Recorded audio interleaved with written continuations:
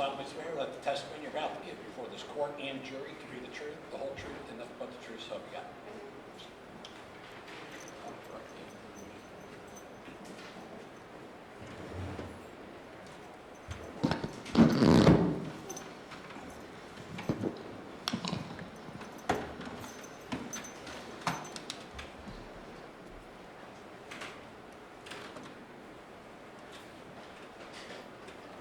Tell everybody your name, and could you spell your first and last name for me?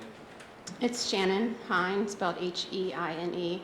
First name is S-H-A-N-N-O-N. And what's your occupation? Policeman, And what's your current rank? sergeant. Could you tell us how long you've been a Cincinnati police officer? Started with the department in 1996 and became a police officer in 1998. And maybe if you could just take us through some of your assignments when you started out up till today. Okay. In 96, I started as a police cadet. From there, I went to police officer. Let's see. As a police cadet, I was assigned to the police academy, city hall, the city manager's office. I'm sorry. It was the safety director's office then. Then planning section where we wrote policy and procedure. And then District 4. From there, I went into the police academy. After I graduated the police academy, I went to District 3. I was there for 14 years. 10 of those years, I was a district investigator. From there, I went to internal investigations for 3 years. And then homicide, 4 months. And then central business section for less than a year. And then now I'm in special services section with the pivot unit. You say the pivot unit? Yes. What's the pivot unit? Pivot's part of the city's strategy to reduce violent crime. So it stands for Place-Based Investigation of Violent Offender Territories. So what we do is we use data to drive us, basically. So we use the data to identify the most violent locations in the city, systematically violent, like over years. And then we work with the community, city departments, and other agencies to identify and change the infrastructure, which is supporting, directing, or attracting the crime. And back on July 19th of 2015, where were you assigned? The homicide unit? Was that in the 4-month period that you were in homicide? Yes. Okay. And what are the basic duties of an officer in the homicide unit?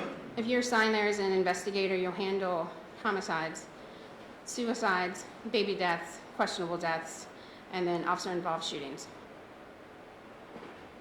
And as far as officer-involved shootings, is that when a police officer would discharge their weapon or somehow be involved in shooting somebody while on duty?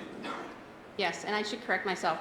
The officer-involved shootings, or it could be officer-involved encounter where the life of another has been taken, Okay. and it could have occurred without the use of a firearm. And back on July 19th of 2015, did you have a partner?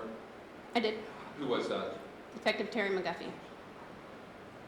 And in this particular case, did you get called to a situation that occurred on Rice Street between Phil and Valencia? I did.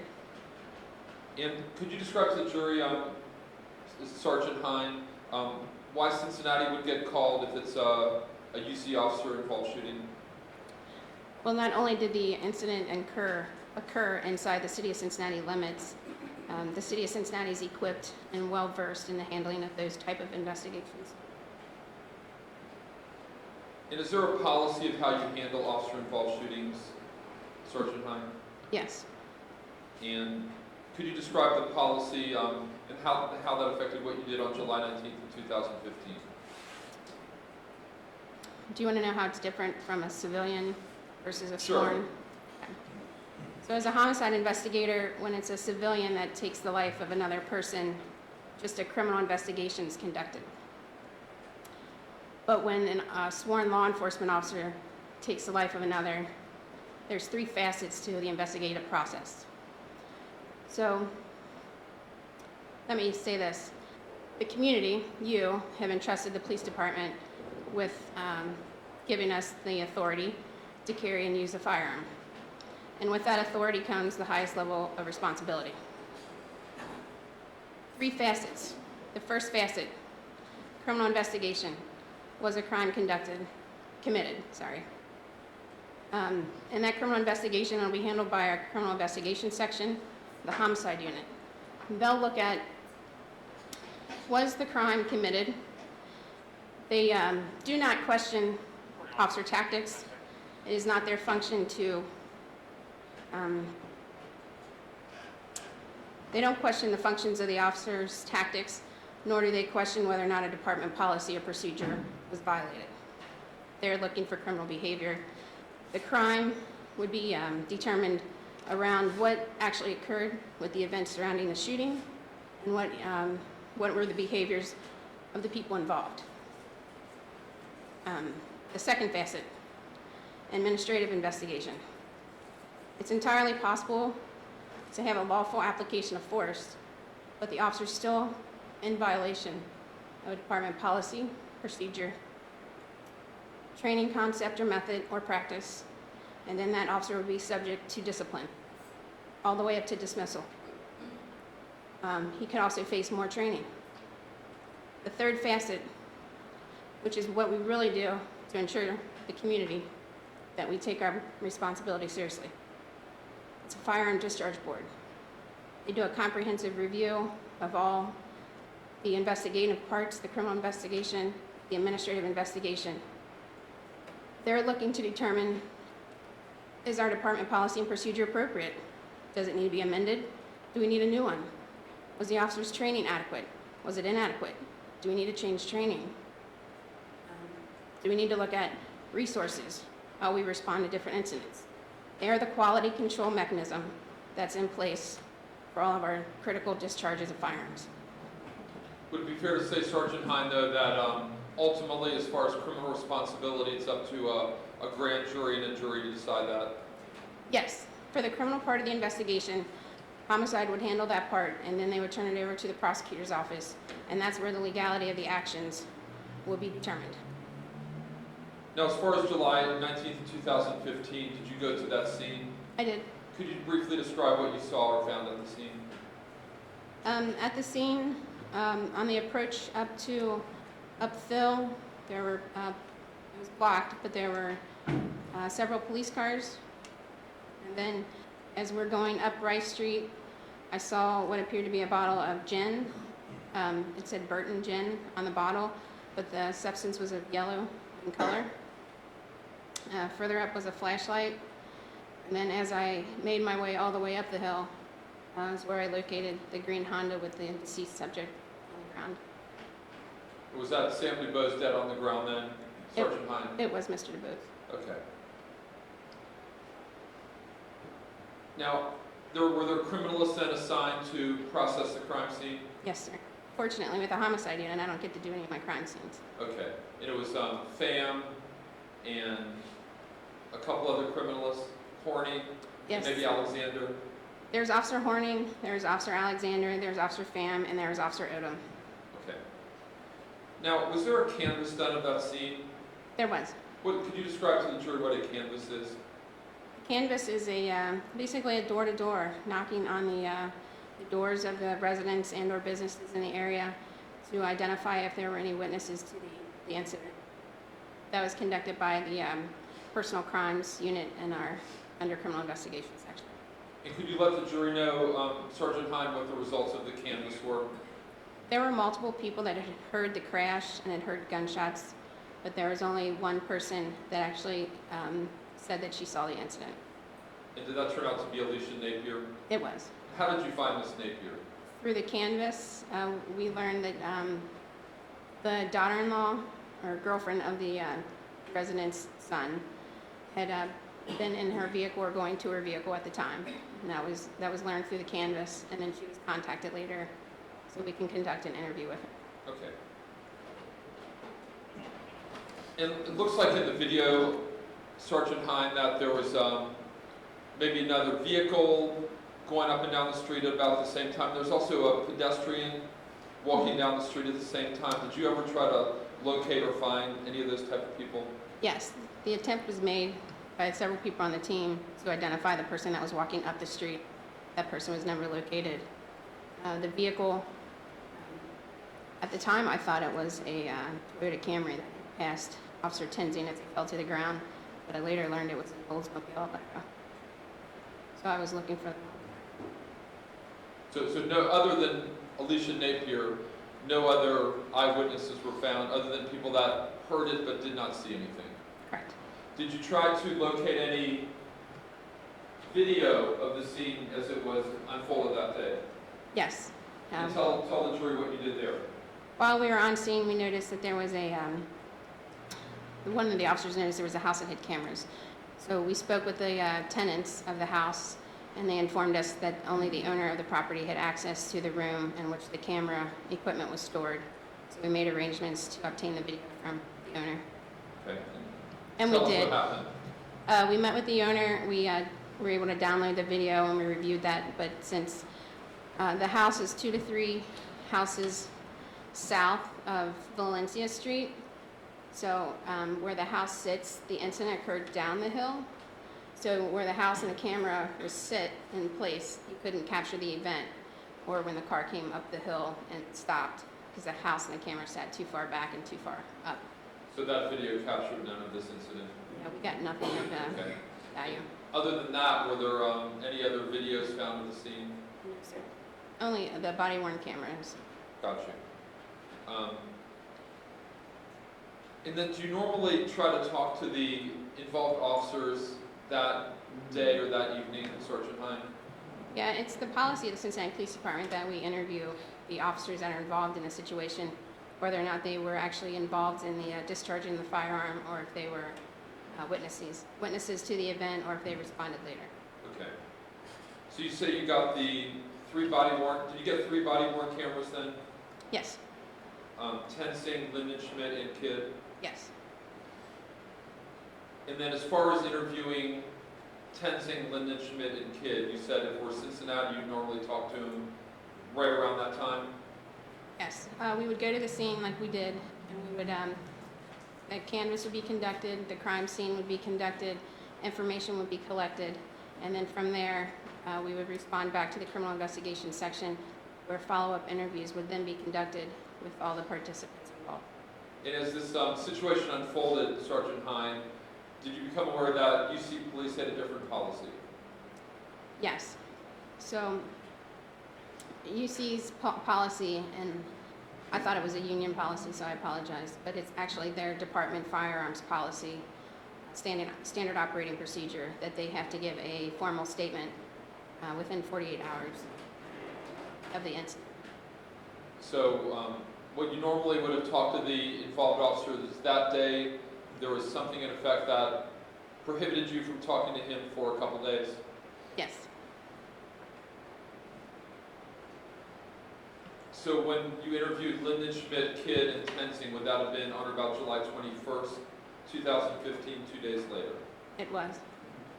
And as far as if you could let the jury know, Sergeant Heine, in your own words, what the general policy is of Cincinnati as far as letting witnesses see video, or in this case their body-worn cameras, prior to giving their statements to you?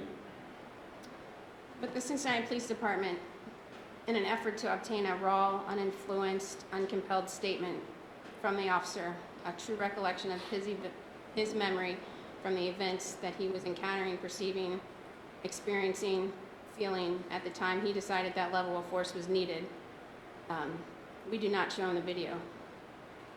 We do not want a compelled statement. And what is the danger if you view the video first? Because it's now the officer may not remember. It's a rapidly unfolding event. So what they remember, we want them to tell us what they remember. What can they recollect in that statement? We don't want them to look at a video and now feel like they need to narrate what that video is telling us, or what we see in the video. Because what you and I see in the video may not be what that officer was seeing at the time he used that level of force. Now, did you allow or permit Ray Tenzing, Linden Schmidt, or Kidd to watch their body-worn camera videos prior to their interviews? I did not. Do you know if anybody allowed, permitted, or if any of those 3 watched their videos prior to the statements? I learned later that yes, they did. All 3? I believe 2 of the 3. Okay. Do you know if Ray Tenzing watched his body-worn camera prior to your interview of him? Yes. Now, you talked about to the jury, Sergeant Heine, about Alicia Napier, and she got interviewed the evening of the 19th, maybe shortly after midnight, fair to say? Yes. And did she give a tape statement to you? She did. And was she shown a body-worn camera video or allowed to view any kind of video prior to giving her tape statement? No, sir. Did you tell her what to say or direct her what to say, or did Officer Mcafee tell her what to say in any way? No. You try to let the witness say in their own words what happened to the best of their knowledge? Yes, I didn't even tell her what the situation was, so she had no idea it was even the situation. I didn't give her any detail around it. Okay. You let her provide the details? Right. And why is that important? Same thing. I don't want to influence her statement. I want her to give me the recollection of what she thought she was seeing or encountering at the time. And then on July 21st of 2015, you interviewed Ray Tenzing. July 21st? Did you see him here today in court? I do. Where is he? He's seated next to Mr. Matthews at the defense table. With the record show identification of the defendant, Your Honor. I will stipulate. And who was present at that interview, Sergeant?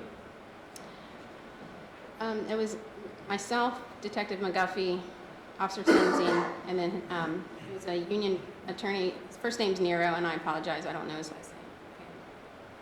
So it was you two officers, Ray Tenzing, and then Ray Tenzing's union attorney? Yes, Not Mr. Matthews. not Mr. Matthews.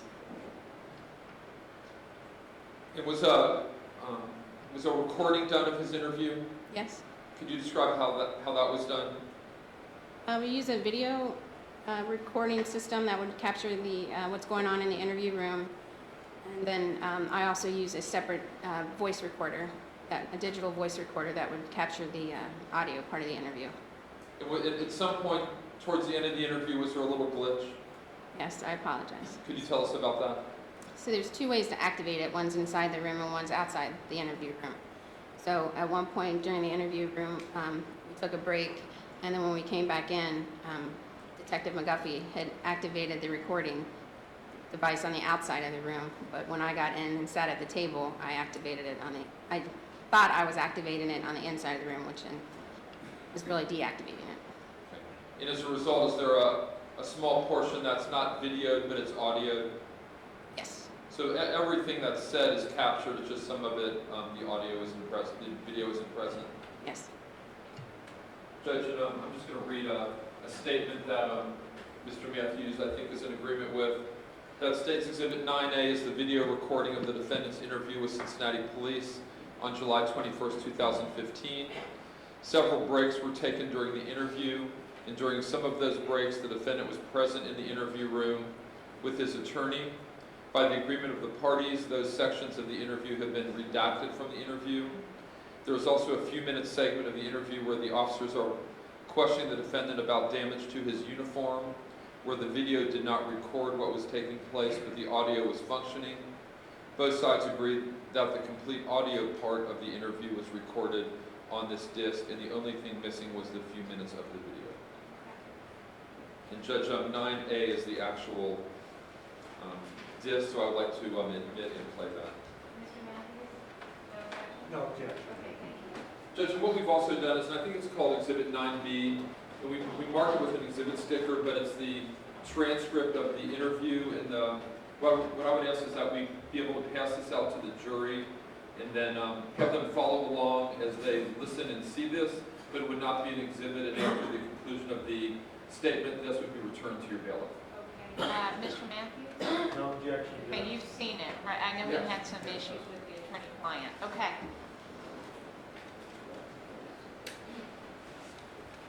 You made some extras.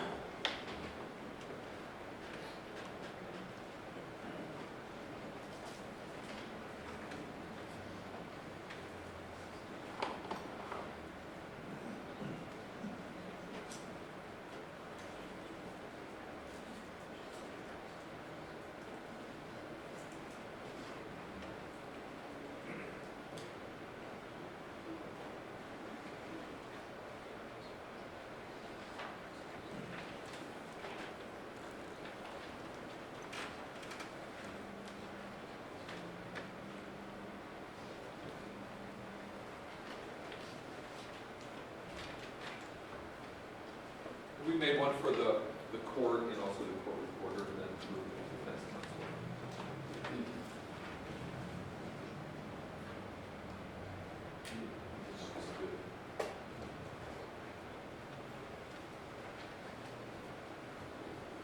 And then if you want to follow along.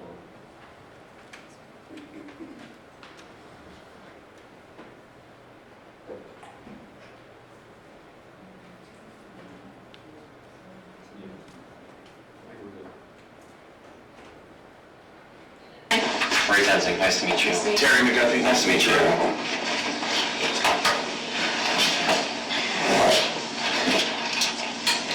Well, you know why you're here. Yes. I'm glad that we're here to talk.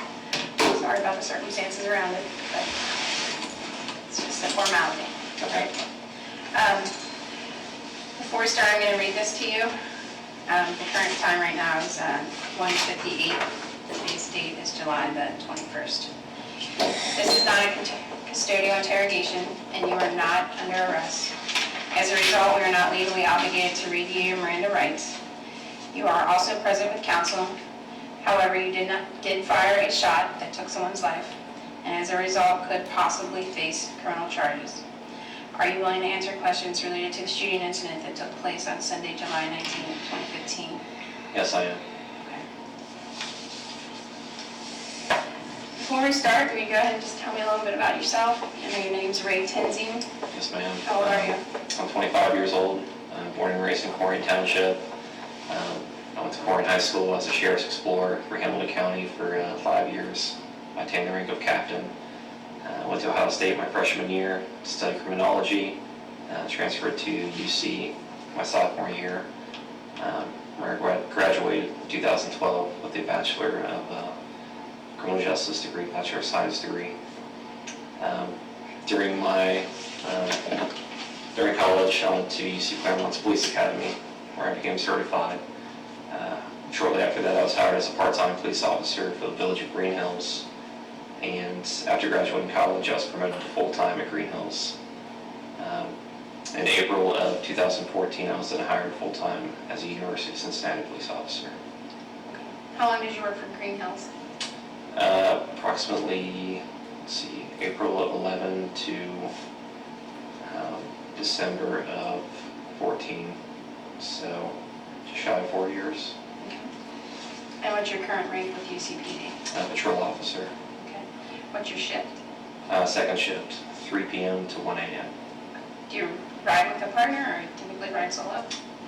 For pretty much the first half of our shift, we're solo. We're at primary from 3:30 p.m. to 9:30 p.m. At 9:30 p.m., third shift comes in and they take over as primary. And at that point, depending what beat we are that day, we can be paired up with another second shift officer until 1 a.m.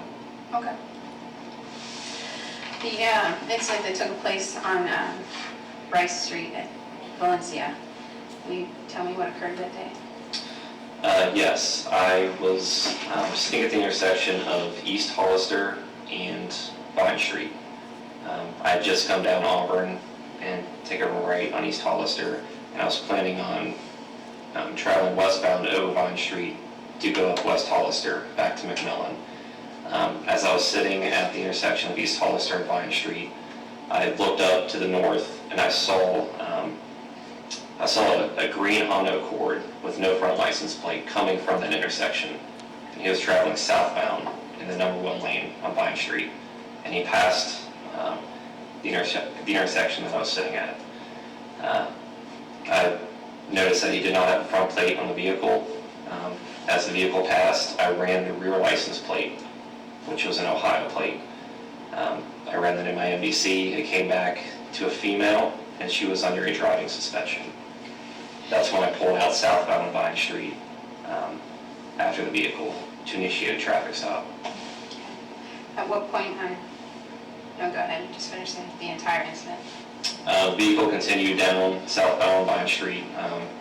When we were approaching Phil, that's when I flipped on my lights, my takedown lights, my red and blues, to initiate a traffic stop, and I simultaneously called out over my radio that I was conducting a traffic stop on Phil Street just off of Vine.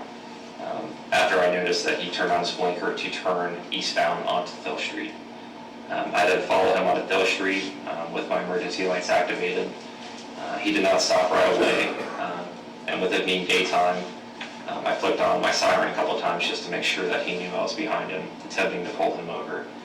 He still continued all the way down Thill Street with my siren. I kept flicking it on.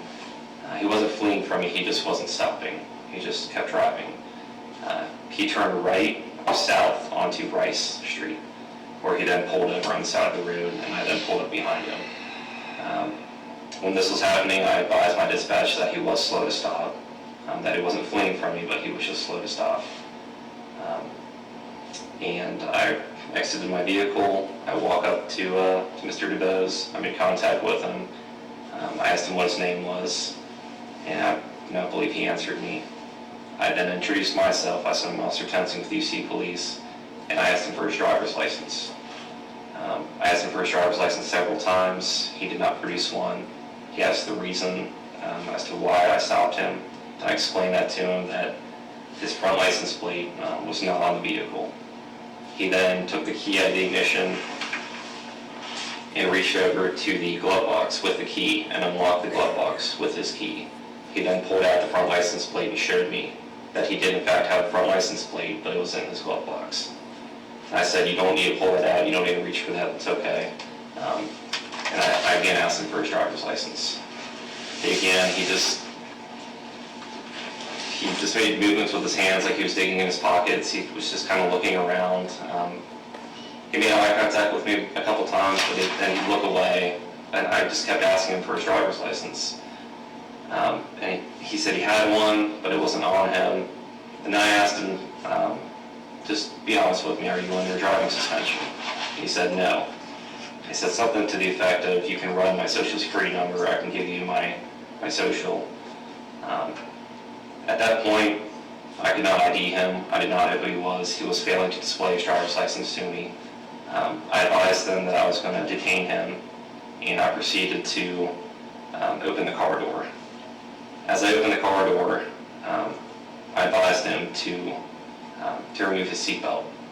He immediately, with his left hand, pulled the car door shut and did not take off his seatbelt. And immediately after that, he reached up and turned the key, which was in the ignition at this point. He turned the key back on. At this point, I was so close to Mr. DuBose, so close to his vehicle, I thought I had a good chance of reaching in and turning the key off before he could go anywhere. I really thought I could do that before he took off. So as I reached in to knock the key out and turn the key off, he put it in drive.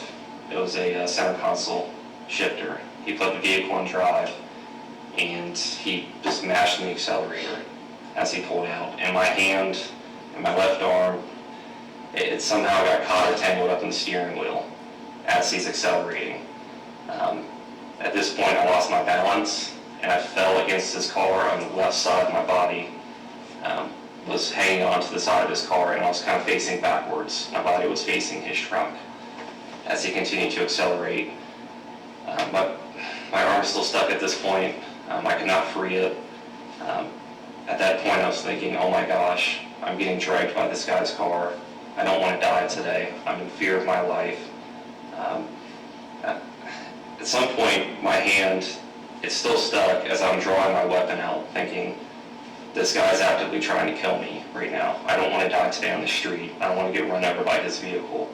So I pulled my gun out, and as I'm falling, I'm kind of below the plane of his window. So the only shot I could see that I could take to stop the threat was a headshot. That's the only part of his body I could really see at that point and had a clear visual of. And I was telling him, I told him, I believe twice, to stop the vehicle, stop. I just wanted him to stop the car. That was my goal. He still just continued to accelerate, and that's when I discharged one round, and I hit him in the head with that round. Again, I did that because I was in fear of my life. I was holding on for dear life. I did not want to get stuck underneath this car and run over by the tires.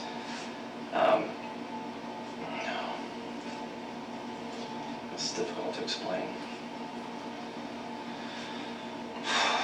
Happened after you discharged the round?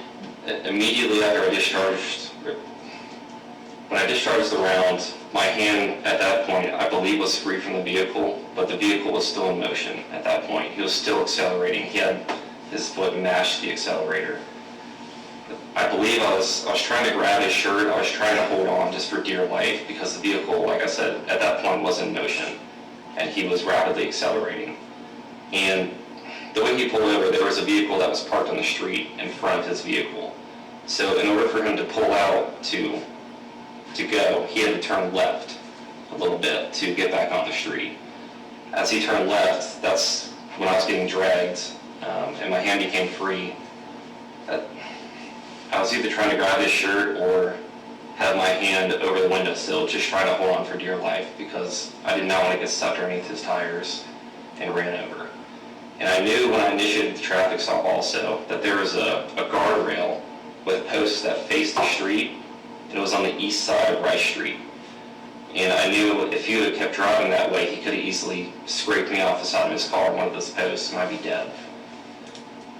So I was just hanging on for dear life when I fired the shot, and I hit him in the head. Immediately after that, I somehow became unlodged from the car. My arm came over the door, out of the window, and I fell off the car as he continued to rapidly accelerate down the street. I fell on my back, and I slid on my back on the pavement for I don't know how long. At that same point, that's when Officer Kidd and Officer Lyndon Schmidt were pulling around the corner, and I believe they witnessed it, and they were running up to me as it happened, and I stood back up again, and at that point we heard a loud crash, and I believe that he crashed a short distance away, so we all ran towards the crash scene on foot.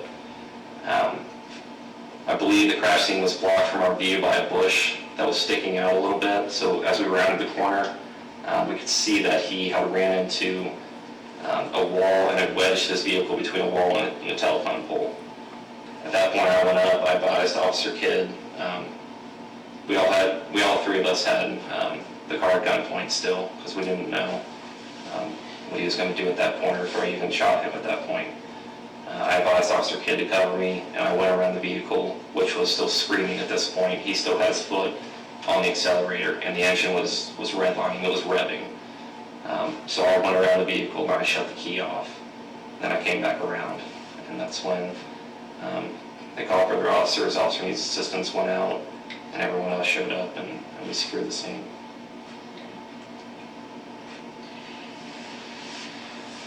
I'm going to take you back. I'm going to go back to the beginning. You said you lit him up on Vine Street. Yes, ma'am. So it took him from Vine Street as he went all the way up Phil and around up to Rice to come to a complete stop. When he stopped on Vine Street to turn eastbound on Phil, and he had his blinker on, that's when I turned my lights on. And I believe over the radio I advised that I'll be on Phil Street just off of Vine. Okay. And I was hoping, my intentions were to have him just pull over right there on Phil, just off of Vine, so we get out of traffic.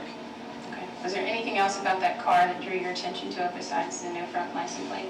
After I ran the tag, it came back to a female, and she was under suspension. I did not see who was driving the vehicle. All I saw that there was one person driving the vehicle, and they were wearing like a red and white designed shirt with a hat on. Okay, so you didn't know if it was male or female? I did not know if it was a male or a female.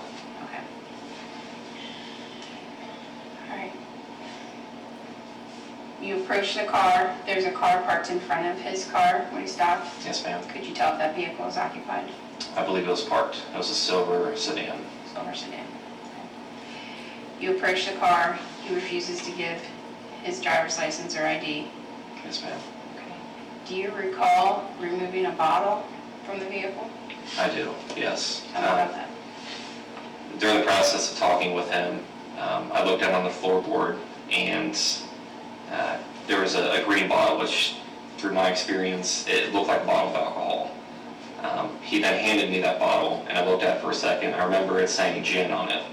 So at that point, I took the bottle and I put it on top of the vehicle because I was just focused on him. I wanted to make sure I was seeing his hands and I was dealing with him. I could deal with the bottle later.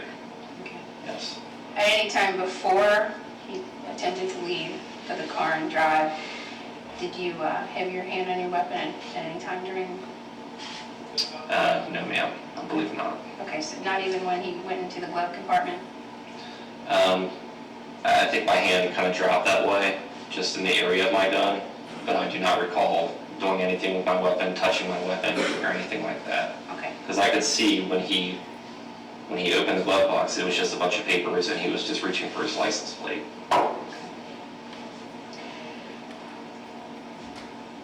You're what height? I'm 6'3".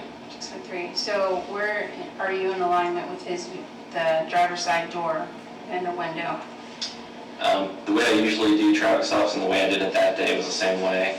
Since I'm so tall and it was a sedan, I have a bladed stance, so I stand with my body kind of facing the vehicle, and I have weight on my front left foot, and I'm leaning down and leaning into the vehicle, trying to keep most of my body behind the A-pillar of the front door. When you were at the car door and you're in that stance, at any point in that interaction, did your duty belt come attached or connected to the front door? Did your duty belt get stuck? Did it get stuck on the vehicle? No. Okay, so let me see if that occurred. It may have touched the vehicle if I leaned in or whatnot, but it never got stuck on the actual vehicle. Okay. Your intention when you drew your weapon was to do what? It was to stop the threat. I believed at that point, when I was getting dragged by his vehicle, that he was actively trying to kill me. Okay, so in your mind at that time, if you didn't react, you could be killed. I would have either been stuck underneath his vehicle and run over and killed, or he would have gone along that guardrail and scraped me off the side of his vehicle, and I would have been killed. Okay. Yes.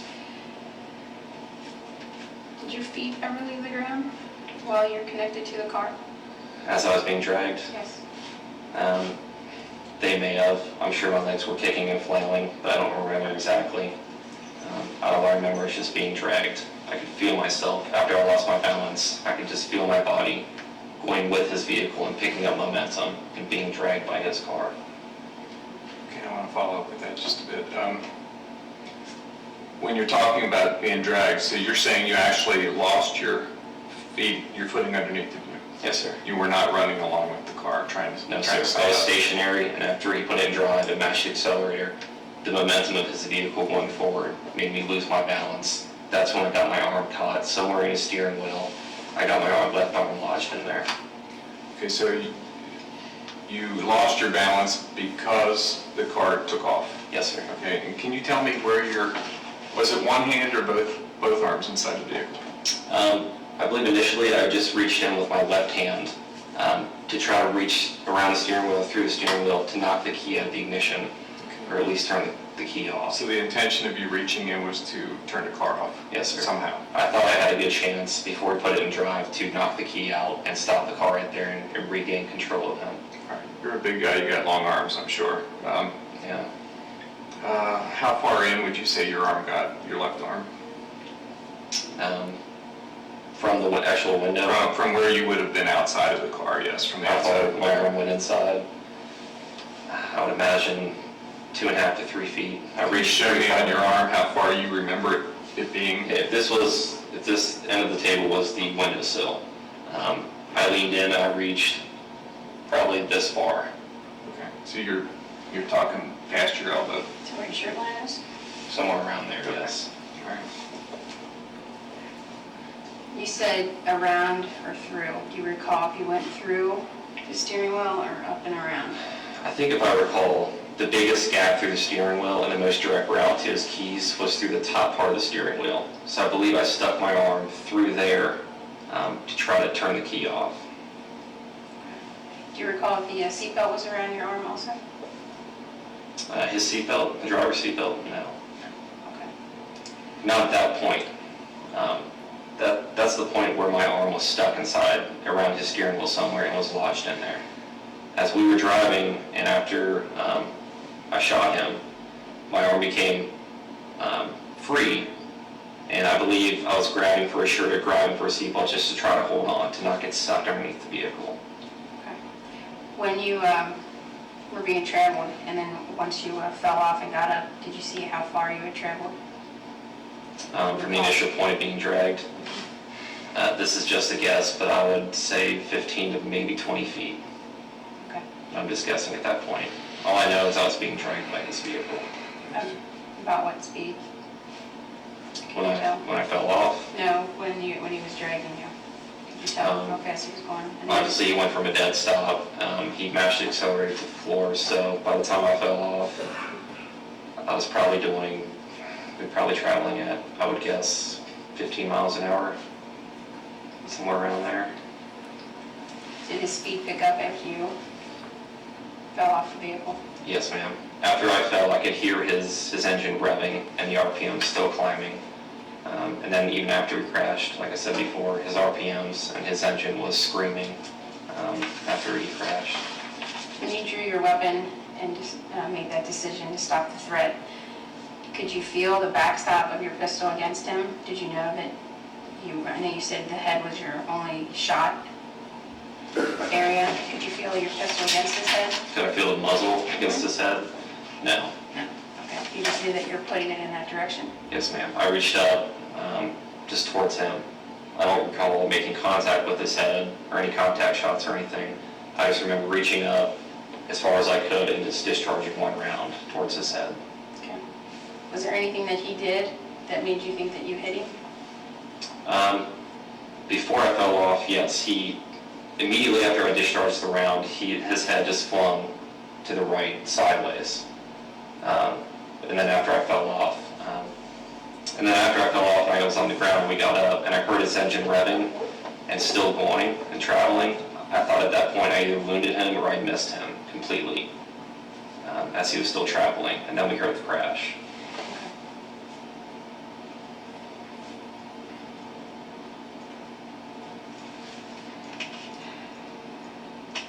Any questions right now? Just a minute. Have you had to draw your weapon before? In the line of duty, yes, I've drawn my weapon. In Green Hills? Or Yes. UC? Both. Okay. Have you ever had to use it prior to this incident? Yes. Okay. But not at a person, just at a dog that was charging me in Green Hills. Okay. How's that dog? I missed.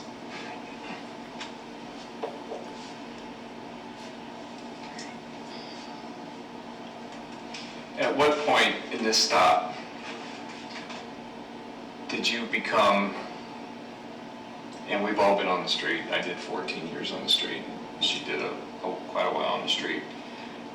At what point did you become, did your cop sense kick in and realize this was going to be an issue on this stop, that he was not cooperating with you and you did not know where this is going?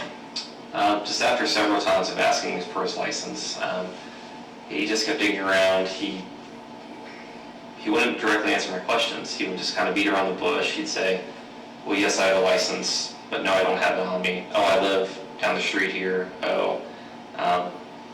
He'd make eye contact with me for a second, and then he'd look away, and then he'd look down and just keep going through his pockets. And the motion he was making was like, okay, he's going for his license, but then and then he asked again, I believe, what's the reason you stopped me? And I said, again, your front tag on your vehicle. Just the way he was acting, it made the hairs on the back of my neck just stand up, and I was like, something's not right here. Something doesn't feel right. When he went into the glove box, you said he had unlocked that with the key. So Yes. He turned his car off. He turned the car off. Did he do that prior to going to the glove box, or when you pulled him over, did he turn the car off? I believe when I walked up, the car was still idling, and he had put it in park. Okay, so he went and turned the car off, in your opinion, to get the key out of the glove box to show you the front plate? Yes. All right. At no point up until that time, and I know she covered this, but I want to go over it again with you. At no point did your hand go to your weapon at that point when he was going to the glove box? It went towards my weapon. It just kind of dropped near my hip. I did not touch my weapon. I did not holster my weapon. I did not manipulate the holster at all. It just went in the area of my weapon. What did he do with the keys from the time he unlocked the glove box until you put them back in the ignition to start it back up? When he took the key back out of the glove box, I believed he moved it to his left hand as I was still asking him for his driver's license. He then put it back in his right hand and just stuck it into the ignition without turning the key at all. Okay, so he just put it back in, but did not turn it on. Correct. Okay, what point did he turn it on? When I advised him that he was being detained and that I asked him to take off his seatbelt, then that's when he reached up with his right hand and he turned the ignition on and started the vehicle. Okay. At what point did he go to put it in gear? I know you said the shifter was in between the seats. Immediately, the second he turned the vehicle on, his hand dropped down and he slammed it in the drive. Okay. All right. As soon as he slammed it in the drive, think back to that point, what was your reaction to that? At that point, my hand was inside the vehicle. So was your hand inside the vehicle prior to him putting it in the drive? You know, I guess what I'm asking, what I'm trying to get at, he makes the motion, puts the key back into the ignition and turns the ignition. At what point did you make that decision to try to reach in and grab it? Immediately at that point. At that point when he turned it on? Right at the point when he reached up and turned the vehicle on, that's when I immediately reached in with my left hand, thinking that I had a really good chance of knocking the key out of the ignition, stopping the car right there. But he immediately, after he turned it on, he slammed it in drive. So that was simultaneously. That was your thought process, that you could either get the key out of the ignition or keep him from turning it on? Yes, since I was so close to his vehicle, I was already leaning, over his window. I thought real quick I could just grab the key and take it out. Okay, was your head ever inside the vehicle? When I leaned my left arm in, my head may have crossed the plane of the window briefly. Was he ever aggressive towards you?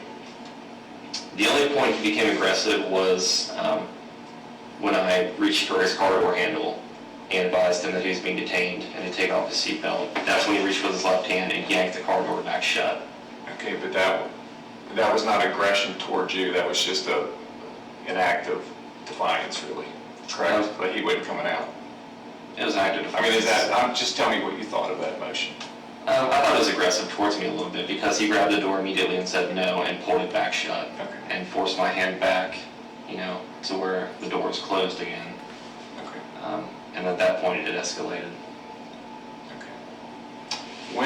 When did you view your body cam video? This morning with my lawyer. With your lawyer in his presence? Yes, sir. Okay. Where was that at? That was at his office. Okay. You watched the whole thing from start to finish? Yes, sir. Was it on a disc or from a cell phone? Flash drive. Flash drive. I was just curious because I guess there's an app where you can label the video and then you can watch it from the app. Yes, I don't have that app on my phone.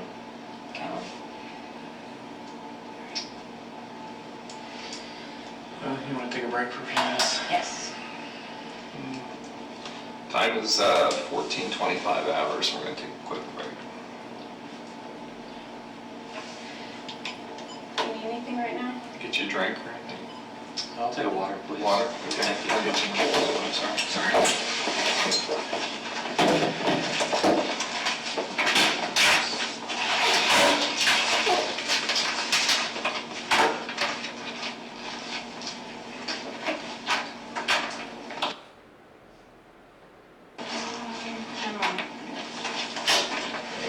All right, we're going to go back on, okay?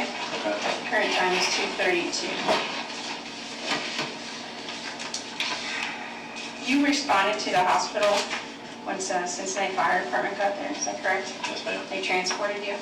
A city sergeant actually transported me. Okay. Why did you go to the hospital? My left arm felt tingly from being stuck inside the vehicle. From here down, you can still see the bruises right here. From my elbow down, it was tingling. And it felt like I pulled something and it just hurt. My left knee hurt also, and my lower back hurt. And all of these three things continued to escalate as my adrenaline wore off. My left arm just hurt more and more. Okay. What about your wrist? I'm asking you that because in your body camera footage shows you shaking your arm. So, did your wrist bother you? From the elbow down, just all the way into my hand, it just felt tingly. It just felt like I pulled a tendon in my arm. That's why I was shaking my hand to see if my tendon still worked and everything, because I just felt like I pulled something. from my body weight, being pulled by my arm. Okay. What was the diagnosis? Bruising on the underside of my left arm, a minor contusion to the left side of my knee, minor bruising, and then a sore lower back near my gun belt. Okay. Did you do any follow-up with the physicians? No, ma'am. We're going to show you a couple pictures. If you could show me on this picture where you believe you put your arm in order to turn off the ignition. I believe with my left hand that I reached through or near the top part of the steering wheel, the open part.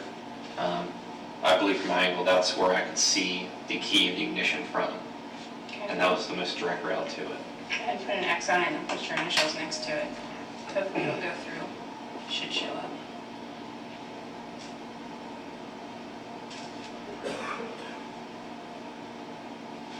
You want me to put it above that? Yeah, just put your initials right there. And your, make sure I can see, yeah, I see the X. Okay.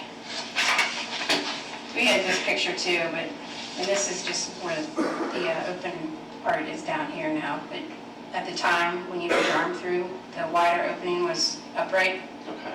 Is that accurate? Correct. Okay.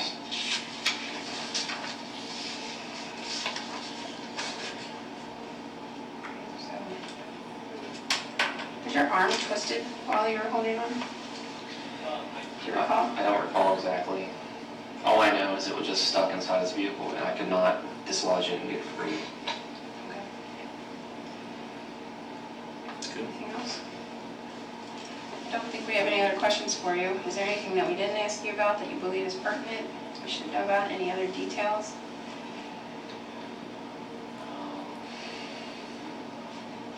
Let me ask you this. Did he smell like he had been drinking, or was there an odor of alcohol and or drugs about himself or the car? I did not detect either alcohol or drugs, no. Okay. All right. Is there anything else to recommend? We'll conclude the interview. The current time is 14:35 hours.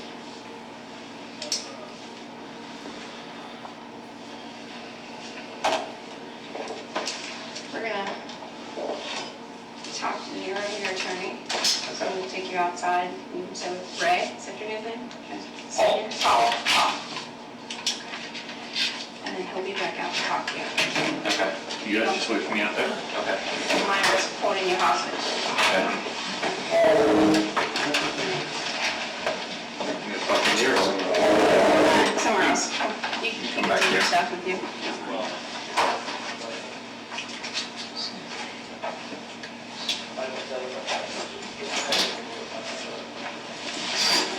Right? Yeah, thank you.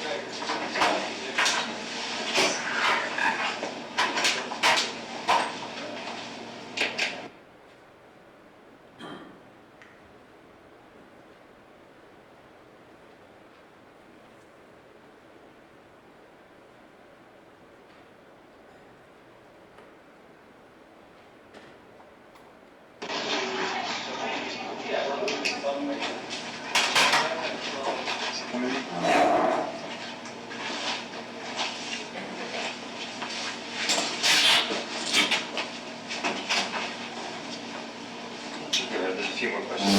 Those that you want to ask you about? Okay.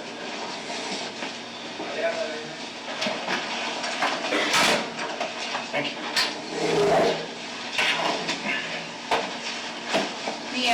Your uniform was processed by our criminalists, Back on. Back so on we're the going to clock. go back on as far as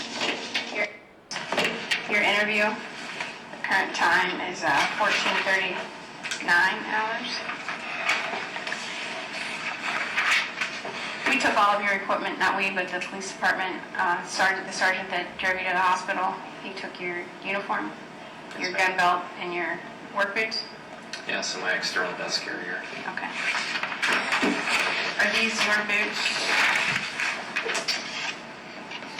Yes.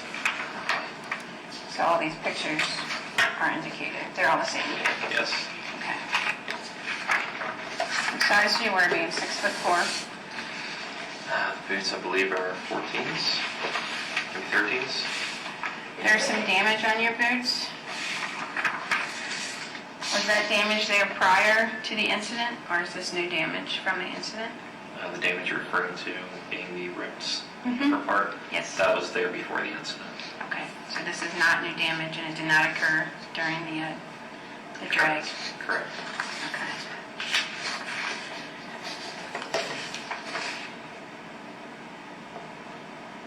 I think that's all I have. We'll conclude again at 14:40 hours. We're going to start this interview again. Okay. Current time is 14:45 hours. There's an abrasion on your elbow. You see that? Is that old or new? Not elbow, inner. Right over inner. here. Looks like that's old. That was old, okay. Yes, ma'am. All right, some more pictures. This seems to be a picture of your gun belt with a handcuff case and a glove pouch. Is this damage new? This damage is all old. This is old? This is all previous. Oh, right. What about the end right here of your flashlight holder? See where the leather's kind of worn to the brown area? I believe that is old. Now look at the button on your glove pouch. That is new. Okay, so right here, draw arrows to where the damage is and put old, new, old, and then put your initials by it. To all the damage Yeah, everywhere. I see.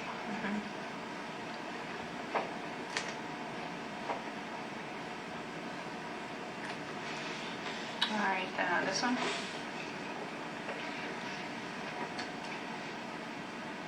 Do the same thing under that arrow, new damage Or if it's old. old.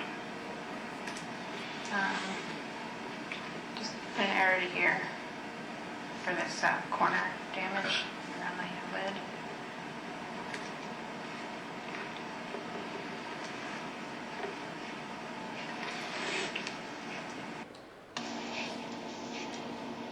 Same for the flashlight holder.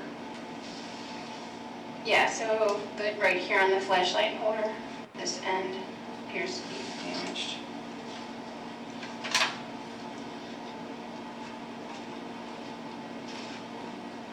Okay. These are the same pictures, they're just up close. All right, this is the holster. So the holster has some scrapes or indentations into the molding. Okay. That's new. It is new. All right, just draw an arrow, right, new. Your initials. Shows it better. This does show it a little bit better. You want me to work on here? No, you don't have to, it's the same damage. Should be another error in that section.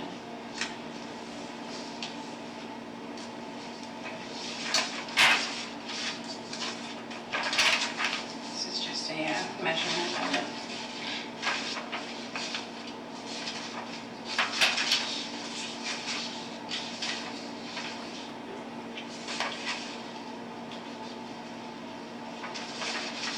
There's a line on your vest carrier. Here's a more up-close photo of it. Was that on there? That is new. No. We've been working on this one. Yeah.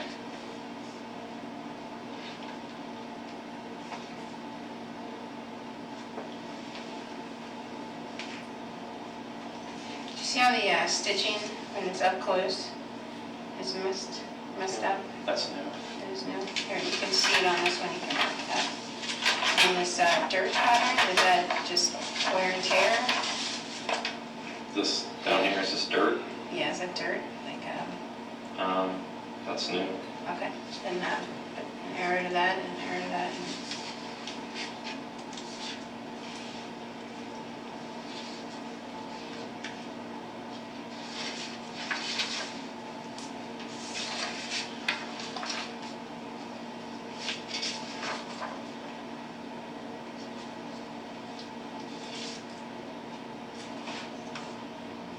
You want to mark this as well here? Yeah, put an arrow to that line. It's okay. that way it's all on the same photo.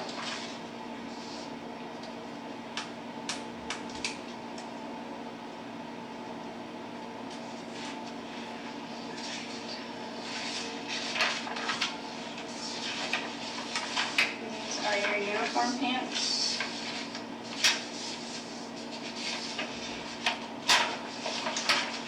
This shows it a little bit better, but you see this mark right here? That's new. Right. And there's also a tear in the pocket.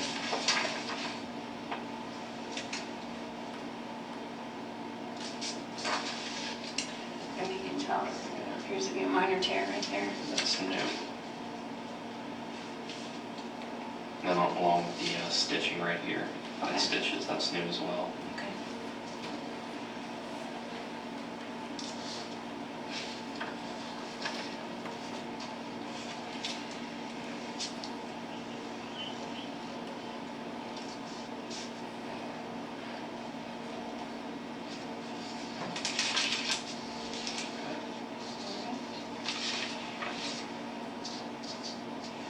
Date on all the pictures that you made marks on, up in the corner.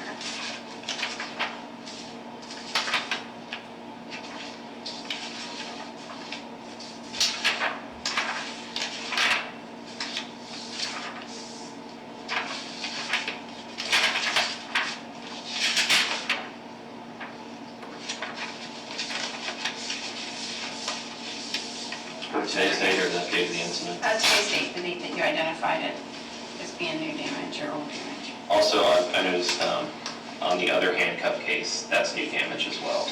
All right, let me That's find scuff it. mark. Oh, I'm so sorry, I didn't realize that. Thank you. Sorry, you said today's date? Yes, today's date. Today is the 21st. All right, yes. You did two handcuff cases.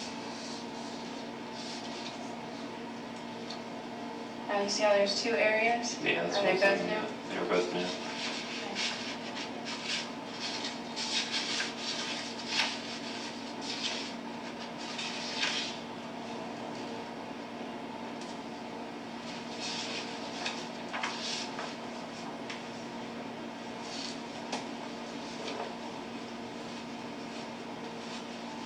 And then can I mark these scrapes down here as well? These are new. Mm-hmm.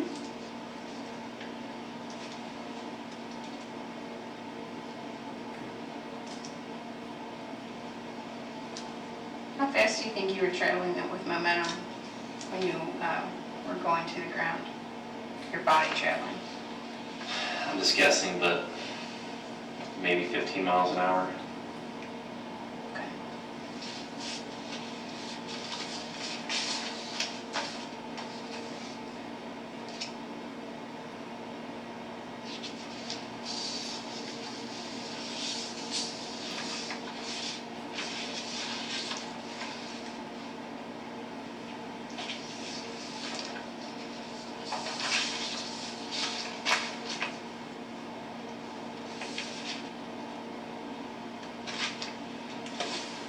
You, do me a favor and make your fours look like, your sevens look like sevens and not fours for me.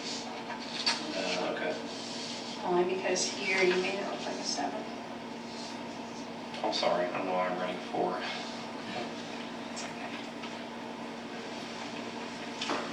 It's okay. So okay to do that? Yeah, that's fine.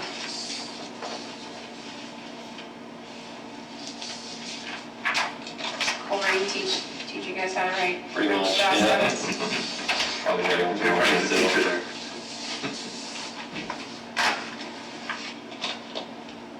Don't feel bad, I was from Mount Healthy. Okay. Not all of us can get it over. Is an internship from Coring too? I do not believe so. Can we initial this one too, or? No, that was just a full-size trailer. So I don't believe there's anything on your legs. At least, I didn't do a front picture.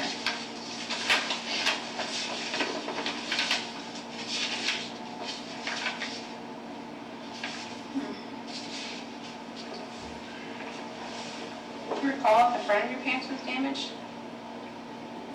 I don't believe so. Alright. While they're taking pictures of you, I'm gonna just make sure that they didn't take a frontal view of those pants. And see if there was any damage to the front. We won't go off record this time, we'll just leave it run. Are you gonna stay in here then? Yeah. Okay. We'll just, while they're taking pictures, and give you a chance to visit.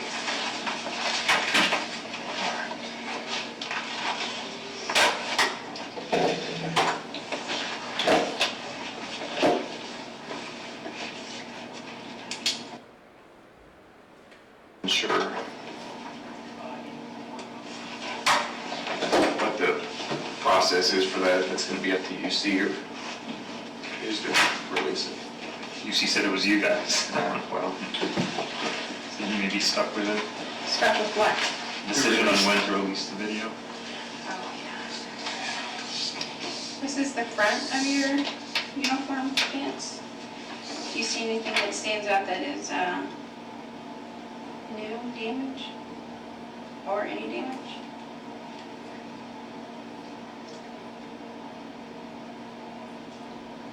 No.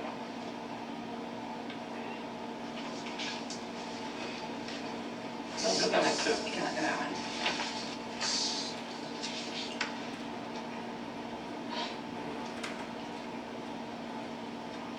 No, not that I can tell. Okay. All right. Let me get the journalist in here. Put a photo. Do you want to end the interview? Yeah, we can end it. The current time is at 2:58.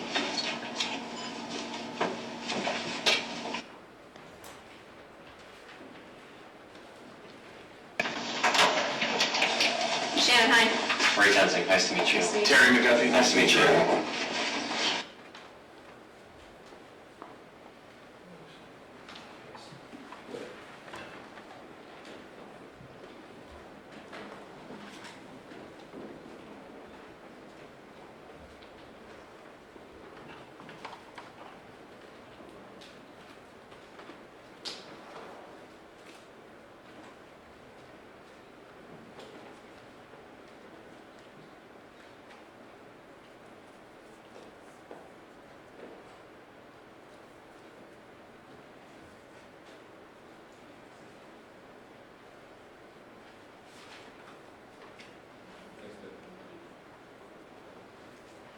I just have a few more questions, Sergeant.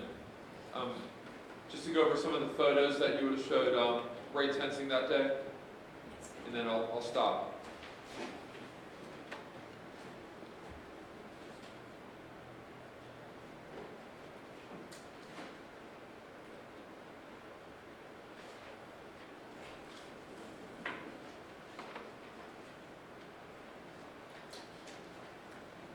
I'm going to ask you to look at State's Exhibit 9I, 9C, D, I believe it's E, F, G, and H. And just look at those briefly if you could.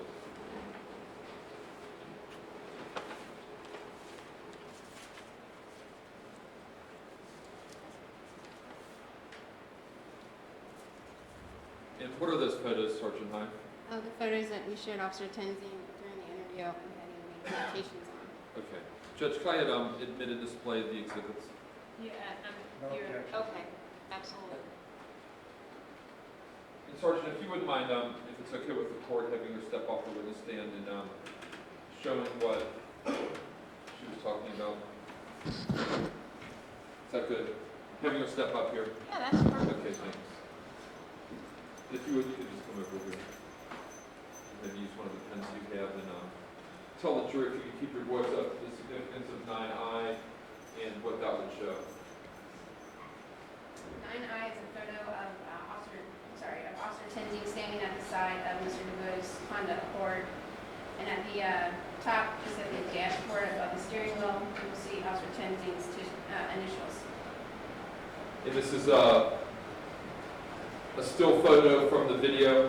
That's correct. Okay. And let me just do this real fast, Sergeant. Because you talked about some to initial something, is that what Ray Tenzing had put his initials there during that interview? Yes, You had him do that with his own hand? yes, That's what that RT is? yes. We just leave that there.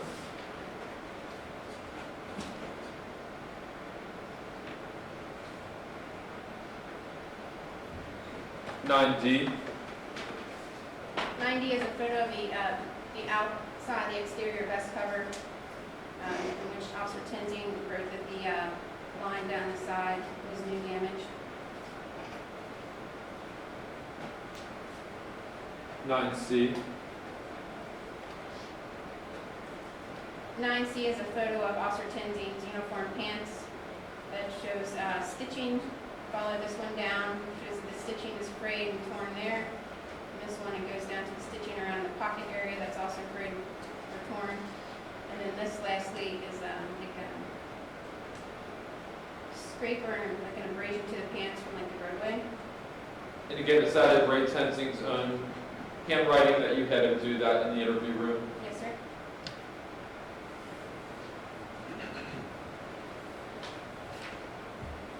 E.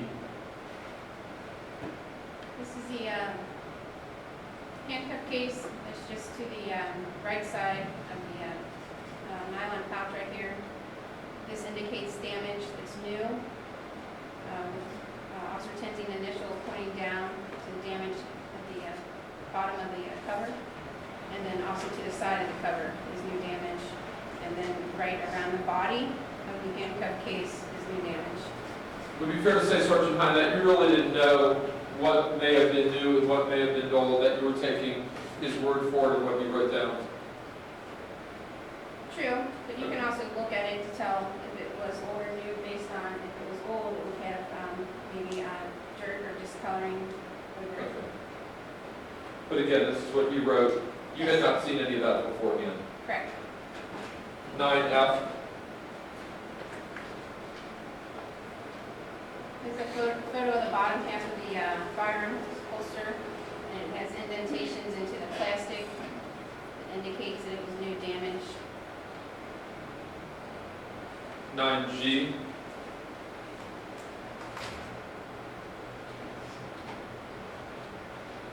G is the other, a close-up version of the vest carrier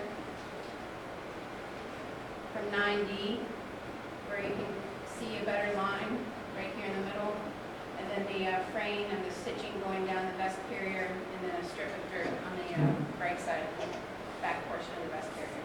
And the last photo would be 9H.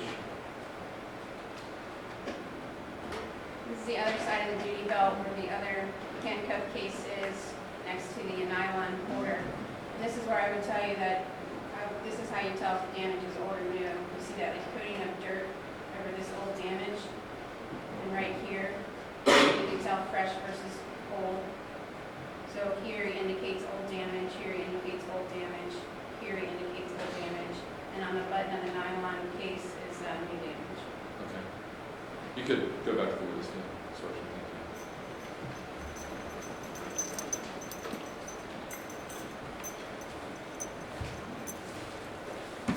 Judge, I have no further questions. Thank you. Okay, Mr. Matthews, cross-exam. Thank you, Your Honor.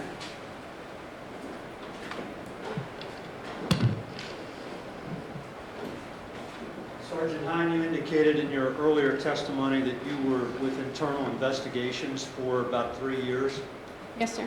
and you also then were at one point in a homicide unit, correct? Very quick stint. I'm sorry? It's a very short-lived stint. Okay.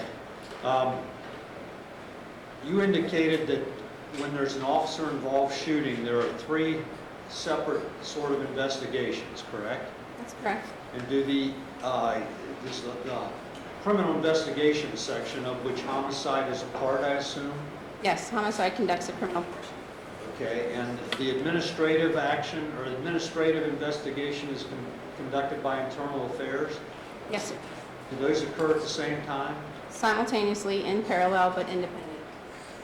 And they're done by different individuals? Yes, Okay, so your investigation, your portion of this investigation was the criminal aspect of it, correct? correct.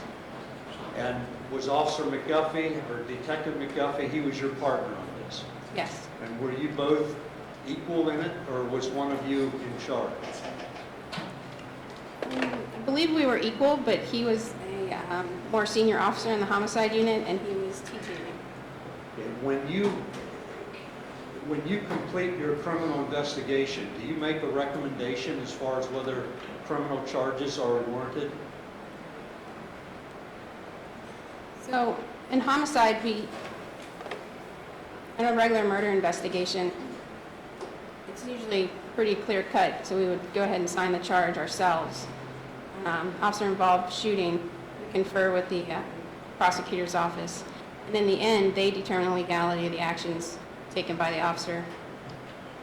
And do you give some input in that? Yes, sir. Did you do that in this case? Not too much. Well, what does not too much mean? From my prior experience in internal investigations, I thought I was looking at something. Judge, I'm going to object.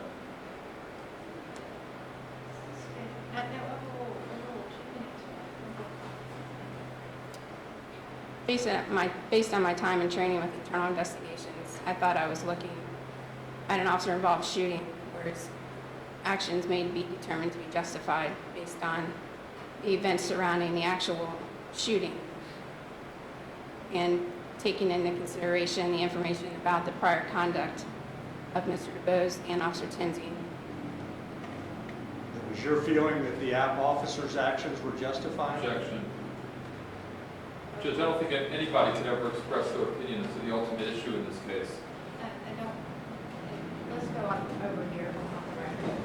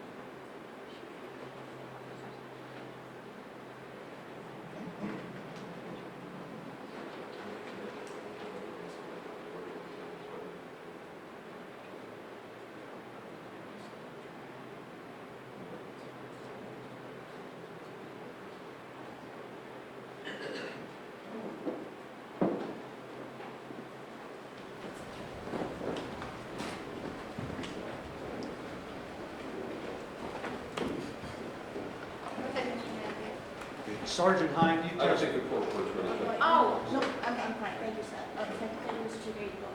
Right. Sergeant Heine, you indicated that you are currently assigned to a unit that goes by the initials Pivot, correct? Yes. And you said that that is a unit that monitors crimes around the city and determines which areas are good or bad, or where crime is prevalent. Yes, sir. How does Mount Auburn fit into that? The current most violent location in the city right now is Annandale. Of the 23, Mount Auburn is probably in the top 20%. Okay, and this situation occurred in what is known as Mount Auburn, is that correct? That's correct. Thank you. When was your first contact with Ray Tenzing? Was it on July 21st at the Criminal Investigation Unit interview room? Yes, sir. And Ray, at that point, came in and you asked him if he would make a statement, correct? I did. And he made a statement to you? Yes. Did you ever find anything in his statement to you that was inconsistent with anything that you knew about this case? Objection. No, I did not. Did he answer all of your questions that you put to him? He did. Okay, and when you asked him, you showed him the pictures of damage to his uniform. He didn't just say blanket, everything that's damaged on there was caused by this incident, correct? He did not say everything was new. Okay, he pointed out new areas of damage and old areas of damage. He did. Thank you. Is there, I hear a fan in the background and I can barely, It is, I apologize, it's the air conditioner blowing out there. You can't hear me? I just have to pay attention, sorry. Just talk a little bit louder. Okay. Mr. Matthews, please.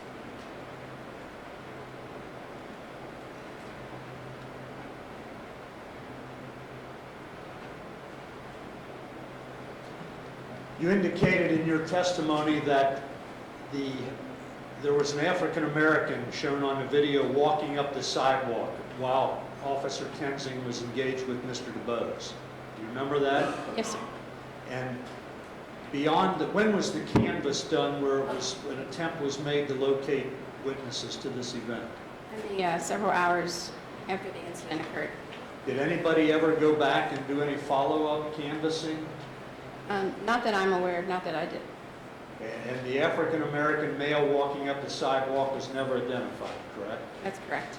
And the car that was driving northbound on Rice Street as Ray Tenzing was picking himself up out of the roadway was never identified, correct? That's correct. Did anybody ever go back in that neighborhood after July 19th to see if the car could be located anywhere in that area? I've been back to that area since, and I've never located the vehicle. Did you do that relatively soon after July 19th? No, sir.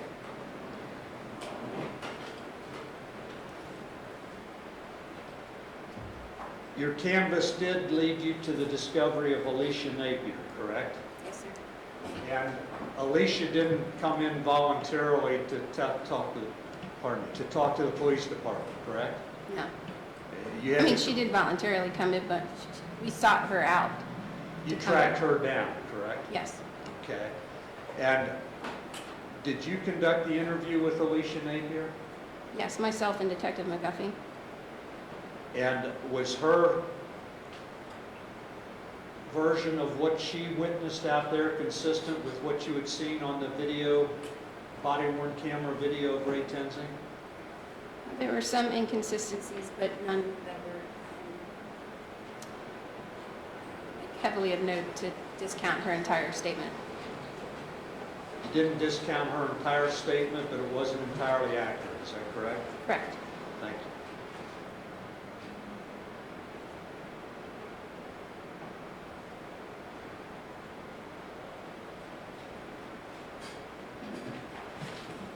During your 18 years with the Cincinnati Police Division, have you ever reached into a car? Yes, sir. That was a yes. And what were the circumstances when you did? One time I went to open the door, and it was a felony wanted subject, and he pulled the door closed, but right as my hand was at the pillar of the car, so I slammed on my index finger. That wasn't necessarily reaching into the car, but going towards the passenger side of the car. One time was a DUI, another time was a passed out subject. Okay, and is that something that you're not necessarily trained to do, correct? Yeah, we're not told do not ever go inside the passenger compartment of a car. Does that happen instinctively at times? Yes.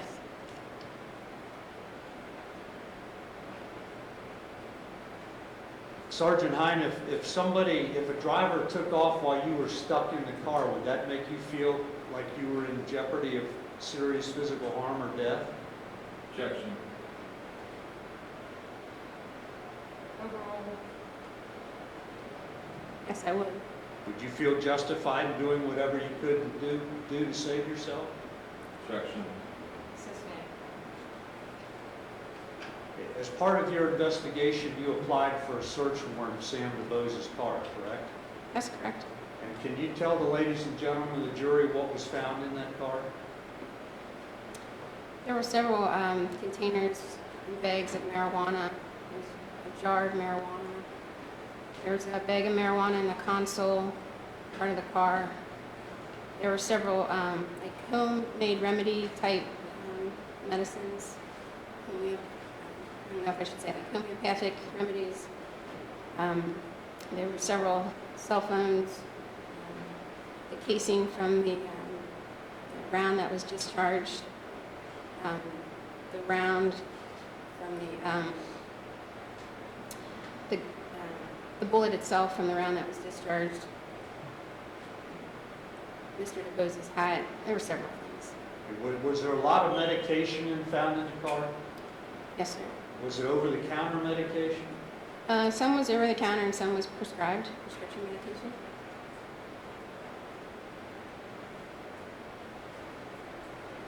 Did you do any kind of forensic investigation with reference to the 4 cell phones that were found? There was no need to look into the further activities of Mr. DuBose at that point, so I did not do any forensic search for the posse. Okay. I assume as a trained, certified police officer, you go to the range occasionally, is that correct? I do. You have to get requalified, every year or twice a year? We qualify annually, and then we do familiarization training annually also. Okay, when you're at the range, are you ever taught to shoot to kill? No, sir. Are you ever taught to shoot to wound? No, sir. What are you taught? We're taught to shoot to stop a threat. Thank you, Sergeant.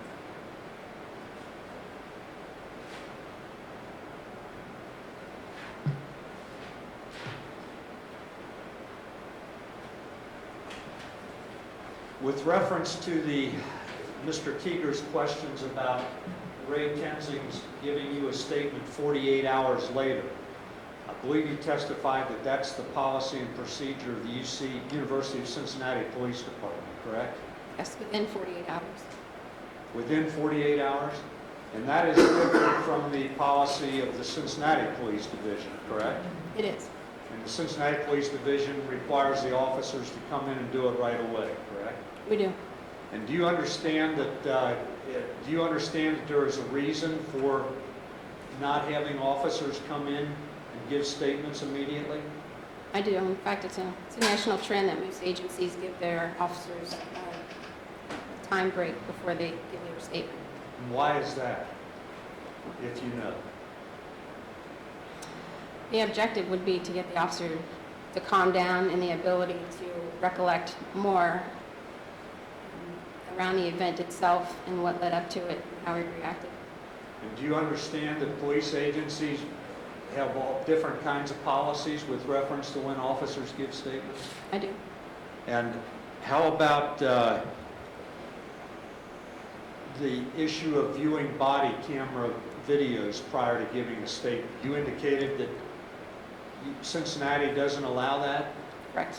but UC does, correct? And do you understand that their body-worn cameras are something relatively new in policing?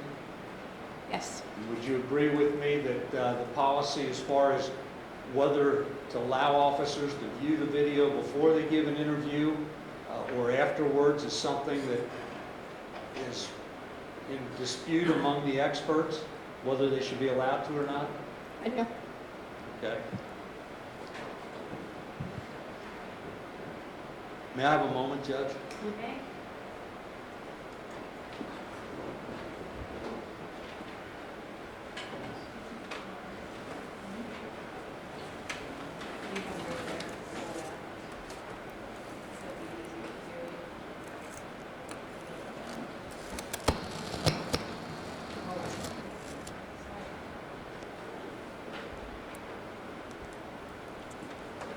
Sergeant, do you recall that Ray Tenzing was transported to University Hospital from the scene on Rice Street on July 19? Yes, sir. And are you aware that he was prescribed pain medication as a result of what happened to him? I believe I became aware of that later, yes. Okay. Thank you. I have nothing further. Okay, Mr. Teeter, anything on redirect? Yes, Judge. Okay, go ahead. You mentioned, Sergeant, a couple instances where you reached into cars. Yes, sir. Have you ever pulled your gun and shot anybody in the head? Unfortunately, I have not had to use my gun at all. Okay. And you talked about with Mr. Matthews that I think you had said he asked you whether between what the defendant told you in his statement, you found no inconsistencies with the facts and circumstances of the case. There were no real inconsistencies. Are you aware that Grant Fredericks, the forensic video analyst, found a lot of inconsistencies between the defendant's statement and the facts as they existed from the video? To which I object. Judge, and he's the one that brought it up. I know. But that's assuming she's seen the other test. I mean, that's something you can bring out with a witness that's sustained. The Well, objection- Judge, she saw Mr. Fredericks testify at the last trial. No, it's a rule. I mean, sustained. You've got to, you can't say it. Were you present at the first trial? Yes, sir. And did you see Grant Fredericks testify? Yes, sir. And having seen that, are you still telling this jury that you saw no inconsistencies between what the defendant said and the other evidence in the case? I don't recall any at this time, sir. Thank you. Mr. Matthews, anything? No, Judge. Okay. Detective, you may step down. Thank you very much. Is she excused at this time? That'll be fine, Judge. Okay.